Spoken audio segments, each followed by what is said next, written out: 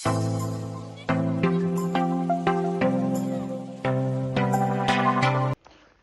காசுக்கு 2 அடைக்கலான் குருவிகளை விற்கிறார்கள் அல்லவா?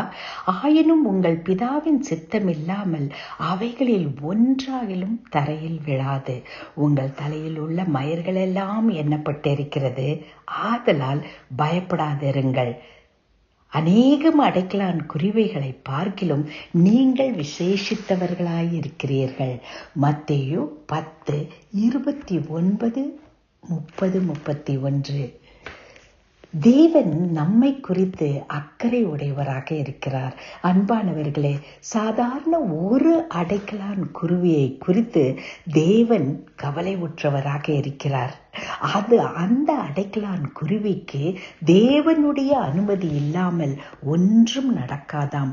சாதாரண பறவை, ஒரு சிறிய பறவை, அது எங்க இருக்கிறது, அதுக்கு என்ன நடக்கிறது என்று யாருக்குமே தெரியாது. அந்த அடைக்கலான் குருவியை குறித்து தேவன் அக்கறை உடையவராக இருக்கிறார். நாம் யார் தெரியுமா? நமக்காக தன்னுடைய சொந்த குமாரனையே கொடுத்திருக்கிறார். அப்படி என்றால் என்னுடைய வேல்யூ என்ன?